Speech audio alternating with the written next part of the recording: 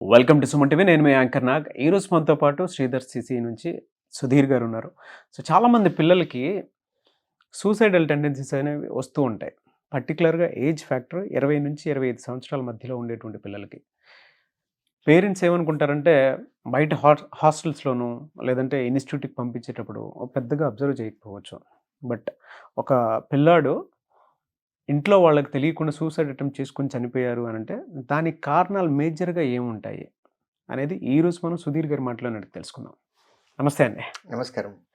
Sir మనం చాలా మంది స్టూడెంట్స్‌లో చూస్తూ ఉంటామండి. సడన్ డెత్, సడన్ లాస్ చూస్తూ ఉంటాము. ఏమైందిరా అంటే సూసైడ్ చేసుకొని చచ్చిపోయారని చెప్పేసి అంటూ ఉంటాం. మీ దగ్గర చాలామంది స్టూడెంట్స్ వస్తూ ఉంటారు కాబట్టి అడుగుతున్నాను. చాలా రీజన్స్‌ని ఫ్యాక్టర్స్ కిందకి చూసుంటారు కాబట్టి ఏ ఏ కారణాల చేత ఇంట్లో పేరెంట్స్‌కి కూడా తెలియకుండా చనిపోతూ ఉన్నారు? సో, ఈ ఏజ్ ఫ్యాక్టర్‌లో మనం మాట్లాడినట్లయితే, ఇప్పుడున్నటువంటి యూత్ అందరూ కూడా జాబ్స్‌కి ప్రిపేర్ అవ్వాలి అని, మంచి జాబ్ తెచ్చుకోవాలి అని, ఈ ప్రిపరేషన్‌లో ఉండి, వాళ్ళకి తెలియనటువంటిగా పేరెంట్స్‌కి చెప్పుకోలేకుండా, ఫ్రెండ్స్‌కి చెప్పుకోలేకుండా చాలా ప్రాబ్లమ్స్ వాళ్ళు ఫేస్ అవుతూ ఉంటారు. వీటిల్లో మనం అబ్జర్వ్ చేసింది ఫస్ట్ థింగ్ ఆ ఏజ్‌లో వాళ్ళకి ఫినాన్షియల్ ప్రాబ్లమ్స్. ఇంటి దగ్గర నుంచి పేరెంట్‌ని డబ్బులు అడగలేరు. అమ్మా, నాన్న కష్టపడుతున్నారు. వాళ్ళు కష్టం చేస్తూ వాళ్ళది చూసి ఆళ్ళ దగ్గర నుంచి డబ్బులు తీసుకొని వీళ్ళు ఖర్చు పెట్టాలి అనంటే వీళ్ళకి మనసొప్పట్లేదు. సో, దాంతో పాటు వీళ్ళకి ఖర్చులుంటున్నయి. వీటిలో నుంచి బయటికి రావాలి. సో, ఈ ఫైనాన్షియల్ స్ట్రెస్ ఒకటి మేజర్‌గా ఉంది. ఎందుకంటే హైదరాబాద్ లాంటి నగరాల్లో వీళ్ళుండి కోచింగులకి కానీ, హాస్టల్స్‌కి కానీ, ఎగ్జామినేషన్ ఫీజులు కట్టుకోవటానికి కానీ, ఎగ్జామ్ సెంటర్స్‌కి వెళ్ళి రావటానికి సెంటర్స్ ఒక్కొక్క దగ్గర పెట్టుకుంటా ఉంటారు. వెళ్ళి ట్రావెలింగ్ చార్జెస్ ఇట్లాంటివన్నిటిలోనూ ఫైనాన్షియల్‌గా వాళ్ళకి ట్రబుల్స్ ఉన్నాయి. దానిలో నుంచి బయటికి రాలేకపోతున్నారు. ఇది ఒక ఫ్యాక్టరు. దీంతో పాటుగా మనం అబ్జర్వ్ చేసింది ఆహ్, పేరెంటల్ ఫ్యామిలీ హిస్టరీలోనే కొన్ని ఈ ఈ కేసెస్ ఉన్నాయి. అంటే తాతగారి హయాంలోనో లేకపోతే బాబాయిల దగ్గరో ఫ్యామిలీలో మనం జెనెటికల్ ప్రాబ్లమ్స్ ఎలా అయితే అని అంటామో, అట్లా ఫ్యామిలీ హిస్టరీలోనే కొన్ని గతంలో సూసైడ్ చేసేసుకున్నటువంటి కేసెస్ ఉంటాయి. వాటిని ఇన్స్పిరేషన్‌గా తీసుకుంటున్నారని నేను అనను కానీ, వాళ్ళ జీన్స్‌లో అట్లాంటివి ఉంటాయి. ఆ మైండ్ ఆలోచనలో కూడా స్టూడెంట్ ఎప్పుడైనా ఇబ్బంది పడినప్పుడు ఇమ్మీడియేట్‌గా మైండ్ సూసైడ్ అనే పాయింట్‌ని ట్రిగ్గర్ చేస్తది. సో, ఒకటి ఫ్యామిలీలో ఉండేటటువంటి హిస్టరీ కూడా ఒక ఛాన్స్ అయితే ఉంది. రెండోది స్ట్రెస్ ఒకటుంటుంది. విపరీతమైన మెంటల్ స్ట్రెస్. ఈ మెంటల్ స్ట్రెస్‌లో ఎట్లా ఉంటుంది అనంటే, ఇంటి దగ్గర నుంచి ఫోన్ చేస్తారు. జాబ్ రిజల్ట్ వచ్చిందా? అవును సార్. అంటే మీరు చెప్పింది కూడా కరెక్టే. కొంతమందికేంటంటే ఫ్యామిలీ హిస్టరీ అనేది ఉంటుంది. వాళ్ళు ఏ రకమైనటువంటి మానసిక స్థితితోటి బాధపడుతూ ఉంటారో, ఆటోమేటిక్‌గా వీళ్ళ జీన్‌లో కూడా అది కంటిన్యూ అవుతూనే ఉంటుంది. బెస్ట్ ఎగ్జాంపుల్ మధ్యలో నేను కూడా చూసింది. ఎలా అంటే దాని మీద చాలా ఆర్టికల్స్ కూడా రావటం జరిగింది. 'బిచ్చగాడు' మూవీ హీరో. ఎగ్జాక్ట్‌లీ. ఆ!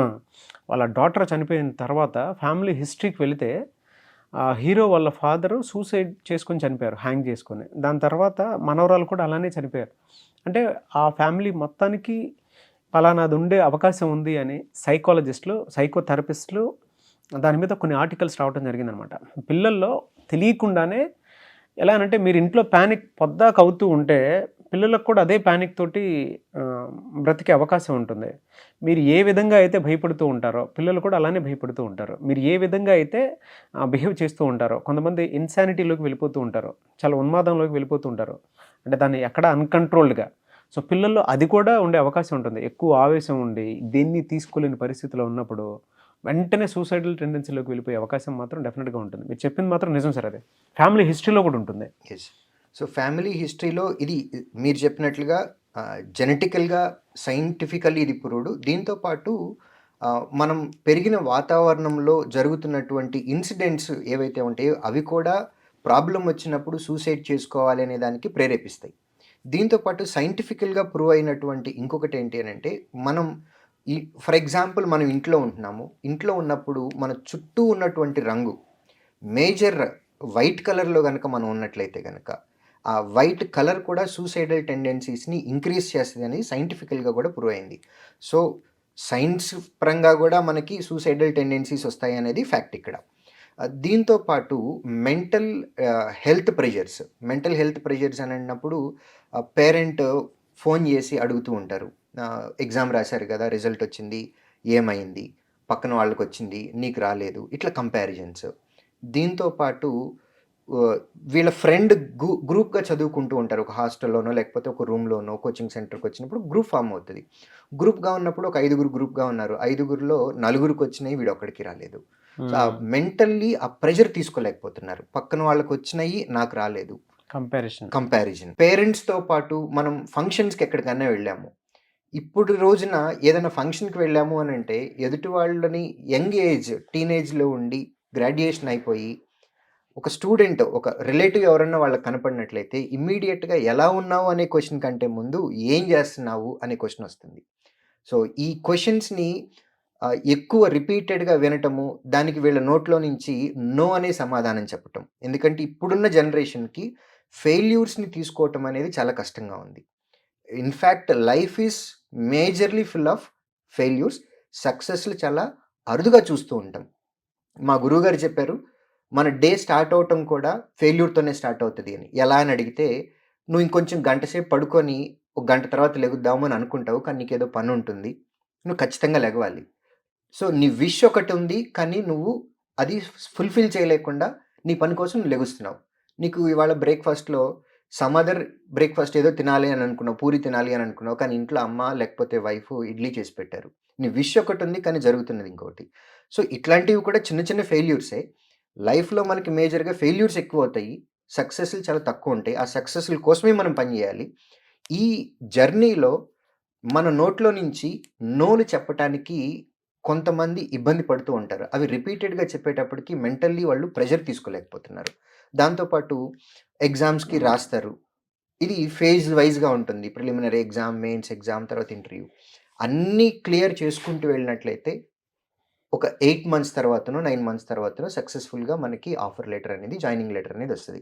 ఈ మధ్యలో ఎక్కడో ఒక చోట మనకి ఫెయిల్యూర్ అనేది తగిలినట్లయితే మన ఈ జాబ్ తెచ్చుకునే ప్రాసెస్లో మనం మళ్ళీ మొట్టమొదటి నుంచి ప్రయత్నం చేయాలి. ఈ క్రమంలో మనం చాలామందికి ఆన్సర్ చేయాల్సి వస్తుంది. మేజర్గా పేరెంట్స్కి చేయాల్సి వస్తుంది, బ్రదర్ అండ్ సిస్టర్స్కి చేయాల్సి వస్తుంది, ఫ్రెండ్స్కి చేయాల్సి వస్తుంది, టీచర్స్కి చేయాల్సి వస్తుంది, వీళ్ళ లవ్డ్ వన్స్ ఎవరైతే ఉన్నారో వాళ్ళకి చేయాల్సి వస్తుంది. సో ఇది ఒకటి మెంటల్ ప్రెషర్ బాగా ఎక్కువైపోయింది.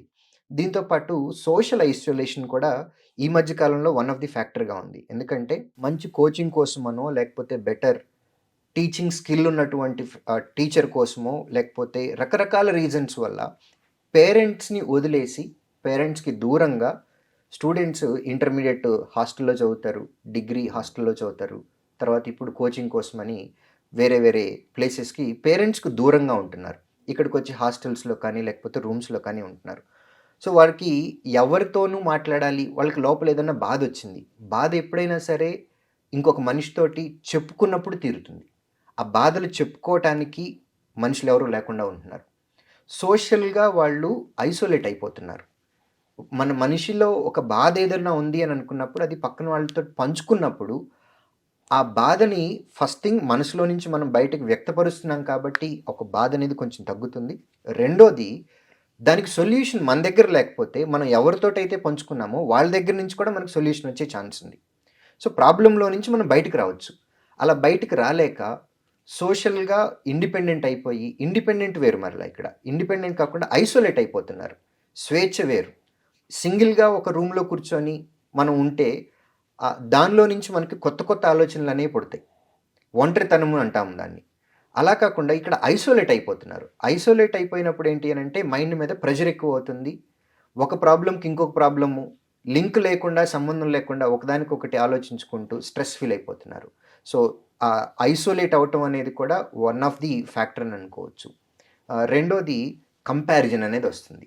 కంపారిజన్ ఇక్కడ కూడా పేరెంట్ ఎప్పుడైనా కంపేర్ చేసేటప్పుడు మీ ఫ్రెండ్లోనో, అంటే మీ బాబు లేదా పాప వాళ్ళ ఫ్రెండ్ని ఎగ్జాంపుల్గా చూపించి XYZ ఎలా చదువుతున్నారు, వాళ్ళకి ఇన్ని మార్కులు వచ్చినాయి, వాళ్ళకి పలానా దానిలో ఉద్యోగం వచ్చింది, 5 లక్షల ప్యాకేజీ, నెలకి 50,000 జీతము, వాళ్ళకి పెళ్ళైపోయింది, ఇట్లాంటి కంపారిజన్స్ చేస్తున్నారు. నువ్వు ఇలా అయిపోయావు, నీ ఫ్రెండ్ పలానా వాళ్ళని చూసి నేర్చుకో, వాళ్ళలాగా ఉండు. వాళ్ళలాగా ఎవరు ఉండలేరు. ప్రతి మనిషికి ఒక ఇండివిడ్యువాలిటీ ఉంది. సో మనిషి ఫేజ్లో కొంతమందికి చిన్నప్పుడే స్ట్రైక్ అవుతుంది, మైండ్ యాక్టివేట్ అవుతుంది. అంటే వాళ్ళకి అన్నీ ఏమేం చేయాలి, కరెక్ట్ ఏంటి, తప్పేంటి, మన గోల్ ఏంటి, మనం ఏమవ్వాలి, మనం ఏం చేయాలి అనే క్లారిటీ చిన్న వయసులోనే కొంతమందికి వస్తుంది. కొంతమంది ఫ్యామిలీలో డిస్కషన్స్ వల్ల చిన్నప్పుడే నువ్వేమవుదాం అని అనుకున్నావు అంటే, మన చిన్నప్పుడు మనం చెప్పినట్టుగా డాక్టర్ అనో, ఇంజనీర్ అనో, లేకపోతే యాక్టర్ అనో, పోలీస్ అనో, కలెక్టర్ అనో ఇట్లాంటివి చెప్తూ ఉంటారు. సో మెచ్యూరిటీ లెవెల్స్ కొంతమందికి స్కూలింగ్లో ఉన్నప్పుడు వస్తాయి, కొంతమందికి ఇంటర్మీడియట్ చదివేటప్పుడు వస్తాయి, కొంతమంది గ్రాడ్యుయేషన్ చదివేటప్పుడు వస్తుంది, కొంతమంది గ్రాడ్యుయేషన్ అయిపోయాక వస్తుంది, కొంతమంది జాబ్ చేసేటప్పుడు వస్తుంది, కొంతమందికి పెళ్ళి అయిన తర్వాత వస్తుంది, కొంతమందికి పిల్లలు పుట్టిన తర్వాత వస్తుంది. సో ఈ మెచ్యూరిటీ లెవెల్ స్టూడెంట్లో ఏ ఫేజ్లో వస్తుంది అనేది ఎవరికీ తెలియదు, కానీ ఏదో ఒక ఫేజ్లో గ్యారంటీగా వస్తుంది. ఆ వచ్చేంత వరకు వాళ్ళని కాపాడుకుంటూ వాళ్ళకి సపోర్ట్ ఇస్తూ ఉండటమే మన పేరెంటింగ్లో ఉండేటటువంటి బాధ్యత. నెక్స్ట్ స్టూడెంట్ ఫేజ్గా ఉన్నప్పుడు వీళ్ళు కూడా వాళ్ళ ఫ్రెండ్ తోటి కంపేర్ చేసుకుంటూ ఉంటారు. డిగ్రీ చదువుకునేటప్పుడు గ్రాడ్యుయేషన్లోనో మన క్లాస్లో మనం టాపర్ అవ్వలేదు, సెకండ్ టాపర్ ఉన్నాము, ఫస్ట్ టాపర్ అవ్వట్లేదు, మార్కులు 1 మార్క్ డిఫరెన్స్, నాకెందుకు రాలేదు, మెంటల్గా ప్రెషర్ తీసుకుంటున్నాం. నెక్స్ట్ ఉద్యోగం చేసేటప్పుడు ఉద్యోగం కోసం మనం ప్రిపేర్ అవుతున్నప్పుడు ఎంట్రన్స్ టెస్ట్ రాస్తున్నాము. ఇప్పుడున్న కేసుల్లో పాత రోజుల్లో ఏంటండి 1 మార్క్ తోటి ఉద్యోగం పోగొట్టుకున్న కేసులు ఉన్నాయి. కానీ ఇప్పుడున్నటువంటి ట్రెండ్ ప్రకారం మీరు చెప్తే నమ్మరు, 0.01 మార్క్ 0.01 మార్క్ తోటి ఉద్యోగాలు పోతున్నటువంటి క్యాండిడేట్స్ని మేము లైవ్లో చూస్తున్నాం. 0.01 మార్క్ అనేది చాలా చాలా ఇంపార్టెంట్. సో ఒలింపిక్స్లో 0.01 సెకండ్ ఎంత ఇంపార్టెంటో ఇప్పుడున్నటువంటి కాంపిటేటివ్ ఎగ్జామ్స్లో 0.01 మార్క్ కూడా అంతే ఇంపార్టెంట్. ఆ ఒక్క 0.01 మార్క్ రాకపోవటం వల్ల ఉద్యోగం రానటువంటి కేసెస్ ఎవరైతే ఉన్నారో వాళ్ళకి విపరీతమైన మెంటల్ ప్రెషర్ ఉంది, మెంటల్ స్ట్రెస్ ఉంది. సో ఇట్లాంటి కేసెస్ ఈ కంపారిజన్లు తీసుకొని, ఎందుకంటే దీనిలో నాకు తెలిసిన ఒక ఎగ్జాంపుల్ కూడా నేను చెప్తాను. విజయవాడలో జరిగిన ఇన్సిడెంట్ ఇది. కాలేజ్ పేరు, స్టూడెంట్ పేరు నేను చెప్పదలుచుకోలేదు. మెడికల్ కాలేజ్లో ఫైనల్ ఇయర్ చదువుతున్న medical student, bright student, mother father ఇద్దరు కూడా doctors, well settled family, well known family. ఆ స్టూడెంట్ ఫైనల్ ఇయర్ ఎగ్జామ్స్ రాశాడు. రాసిన తర్వాత త్వరలో రిజల్ట్స్ రాబోతున్నాయి. తను రాసిన ఎగ్జామ్స్లో నేను సరిగా రాయలేకపోయాను అనే దిగులు తనలో ఉంది. ఎగ్జామ్ సరిగా రాయలేకపోయాను, నాకు మంచి మార్కులు రావేమో, ఇప్పటి వరకు బ్రైట్ స్టూడెంట్గా ఉన్న నేను ఇప్పుడు ఫైనల్ ఇయర్లో ఒక సబ్జెక్ట్ ఫెయిల్ అయిపోతానేమో అని తనలో తను మదన పడిపోతూ ఉన్నాడు. ఇటుపక్క ఫ్యామిలీ చూస్తే మదర్ ఫాదర్ ఇద్దరు డాక్టర్స్, చాలా పెద్ద ఫ్యామిలీ, వెల్ సెటిల్డ్ ఫ్యామిలీ. తనకున్నటువంటి బాధని పేరెంట్స్ తోటి ఎక్స్ప్రెస్ చేయలేకపోయాడు, తనలో తనే కుమిలిపోతూ ఉన్నాడు. వన్ ఫైన్ డే తను సూసైడ్ చేసుకొని చనిపోయాడు. పిటి ఏంటి అంటే ఈ విషయంలో వెరీ నెక్స్ట్ డేనే, తను ఏ రోజైతే చనిపోయాడో నెక్స్ట్ డేనే రిజల్ట్స్ వచ్చినాయి. ఆ రిజల్ట్స్లో తను కాలేజ్ టాపర్. మనం అనుకున్నది, మనం ఒక ప్రాబ్లం ఉంది అని అనుకున్నప్పుడు దాన్ని బేస్ చేసుకొని మనలో మనమే స్టూడెంట్ కుమిలిపోతూ ఉంటాడు. నెక్స్ట్ ఇప్పుడు ఉన్నటువంటి దానిలో డిప్రెషన్ అనేది బాగా ప్రాబ్లం ఫేస్ చేస్తున్నారు ఈ పర్టిక్యులర్ జనరేషన్. ఎందుకంటే వాళ్ళకి మూడ్ స్వింగ్స్ అనేవి బాగా విపరీతంగా ఉంటున్నాయి. ఎందుకంటే చిన్నప్పటి నుంచి పెరిగిన వాతావరణంలో నోలు చూడకుండా, ఫెయిల్యూర్స్ చూడకుండా ఆల్ ఆఫ్ సడన్ కోచింగ్కి వచ్చి, ప్రిపరేషన్కి వచ్చి, ఎగ్జామ్ రాసి ఎగ్జామ్లో ఫెయిల్ అయినప్పుడు వాళ్ళు ఆ ప్రెషర్ని డిప్రెషన్గా మారిపోతుంది, స్ట్రెస్ అవుతుంది. ఇనీషియల్ ఫేజ్లో ఫస్ట్ ఫెయిల్యూర్ వస్తుందండి, ఆ ఫెయిల్యూరు స్ట్రెస్ అవుతుంది. స్ట్రెస్ హ్యాండ్లింగ్ కుదరకపోతే అదే డిప్రెషన్ అయిపోతుంది.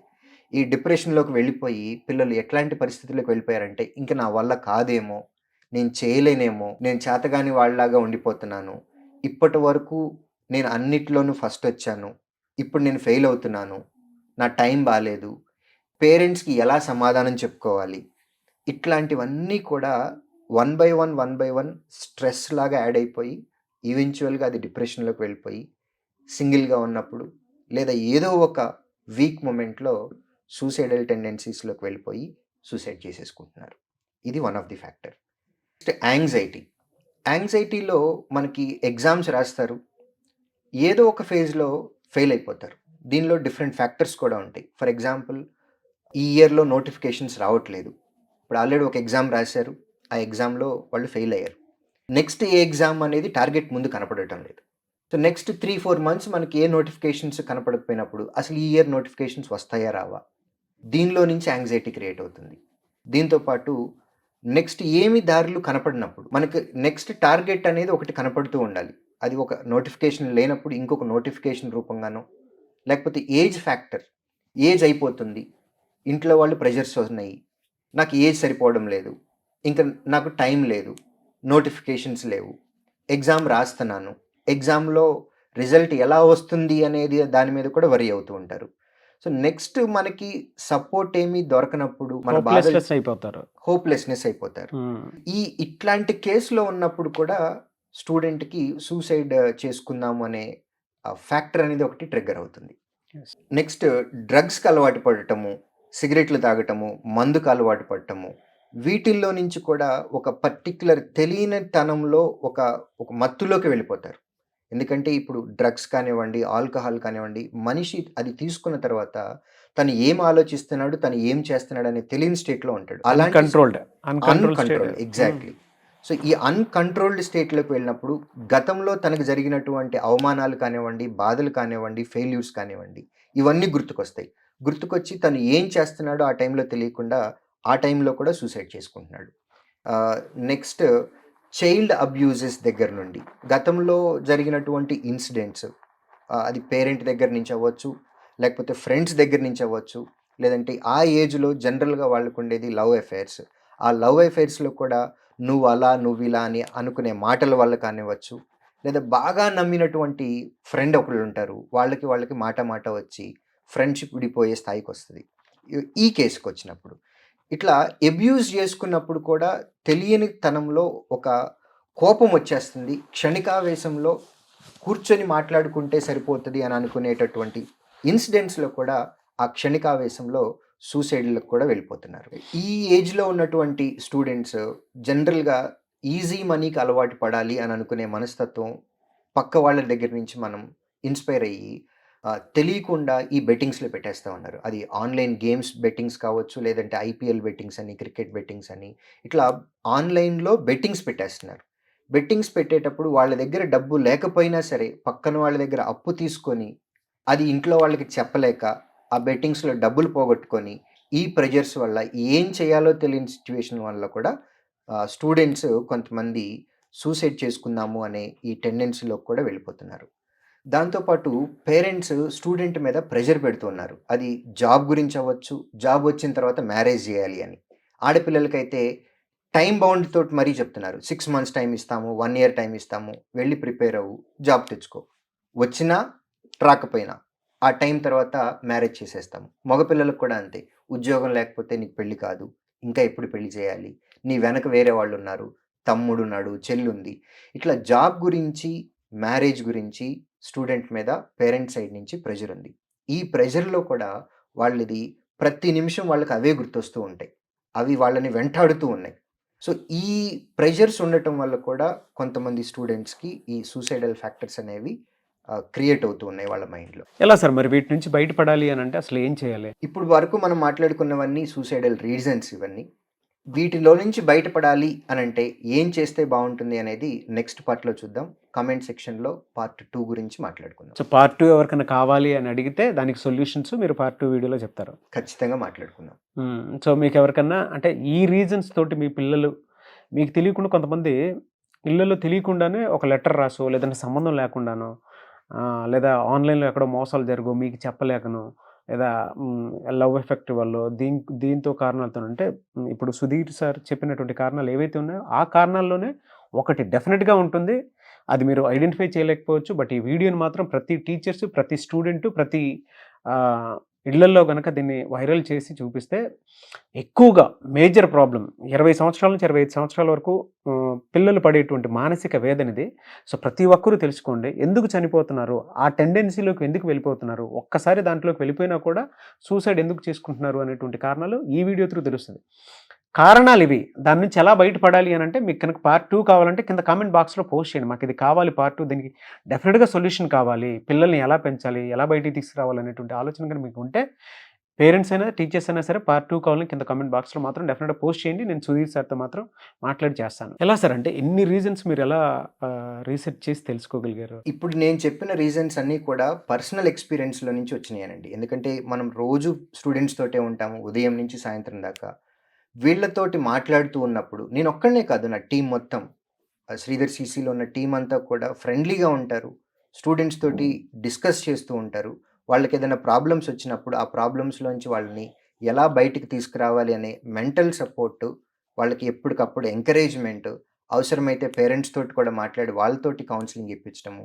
ఇలాంటివన్నీ కూడా మేము చేస్తున్నాం కాబట్టే, అందులో నుంచి వచ్చినటువంటి ఎగ్జాంపుల్స్‌నే నేనిక్కడ మీతోటి డిస్కస్ చేయడం జరిగింది. ఓహ్! మీ స్టూడెంట్స్‌కి అసెస్‌మెంట్ అవి ఇచ్చి మీరు ప్రాపర్ గైడెన్స్ ఆ ఎన్వైరన్మెంట్‌ని అక్కడ క్రియేట్ చేస్తున్నారు. ఖచ్చితంగా వాళ్ళతోటి రెగ్యులర్‌గా మాట్లాడుతూ ఉంటాము. అన్‌యూజువల్ బిహేవియర్ ఏదన్నా ఉన్నప్పుడు పిల్లలతోటి మాట్లాడి వాళ్ళకున్న ప్రాబ్లమ్ ఏంటో తెలుసుకొని, మాకు తోచినంత వరకు మేము చేయగలిగినవి మేము చేసేస్తూ, మేము సరిపోము అని అనుకున్నప్పుడు పేరెంట్స్ తోటి మాట్లాడించటము, లేదా ఇంకా ఎక్స్‌పర్ట్స్ తోటి ఎవరితోన్నా మాట్లాడించటము, ఈ హెల్ప్ చేస్తున్నాము. వాళ్ళల్లో ఉండేటటువంటి కేసెస్ ఏవైతే వచ్చినాయో అవి మాత్రమే నేనిక్కడ మీకు డిస్కస్ చేయడం జరిగింది. అందుకే ఈ రోజుకి శ్రీధర్ సీసీ అనేది కోచింగ్ సెంటర్లలో ది బెస్ట్‌గా ఉంటుంది. ఎందుకంటే అంటే ఎక్కడి నుంచి ఉన్నా సరే ఆన్లైన్ సర్వీసెస్ ఇస్తూ ఉంటుంది. ఒక ఎన్వైరన్మెంట్ అయితే మీకు డెఫినెట్‌గా కనిపిస్తూ ఉంటుంది. కొంతమంది పిల్లలు హాస్టల్‌లోనే సూసైడ్ చేసుకొని చనిపోతూ ఉంటారు. సో దానికి కూడా రీజన్స్ ఏంటి? ఏ విధంగా ఉన్నాయి? అవన్నీ కనుక్కొని పేరెంట్స్‌ని ఎంక్వైరీ చేయించి ఇలా జరుగుతుందని చెప్పి కౌన్సిలింగ్ ఇప్పించి ప్రొఫెషనల్స్ తోటి మాట్లాడించి వాళ్ళల్లో ఉండేటువంటి కాన్ఫిడెన్స్‌ని బిల్డ్ చేసి బయటికి తీసుకురావడం జరుగుతుంది. సో మీరు గనక మీ స్టూడెంట్స్‌ని ఒక్కసారి ఆ కోచింగ్ ఇన్‌స్టిట్యూట్‌లోకి జాయిన్ చేయించాలి అనుకునేటువంటి వాళ్ళైనా సరే మీరు డైరెక్ట్‌గా స్క్రీన్ మీద కనిపిస్తున్న నంబర్‌కి సంప్రదించవచ్చు. లేదంటే శ్రీధర్ సీసీ ఇన్‌స్టిట్యూట్ కన్నా సరే మీరు డైరెక్ట్‌గా వెళ్ళొచ్చు. మీ స్టూడెంట్ అసెస్మెంట్ కోసం, కెరియర్ గైడెన్స్ కోసం అయినా సరే మీరు అక్కడికి వెళ్ళొచ్చు. అప్రోచ్ అవ్వచ్చు కదా సార్ మిమ్మల్ని? డెఫినెట్‌గా అప్రోచ్ అవ్వచ్చు. ఎస్. ఎనీవేస్ థ్యాంక్ యూ అండి. Thank you so much Sudheer గారు. Thank you very much Nagaraj.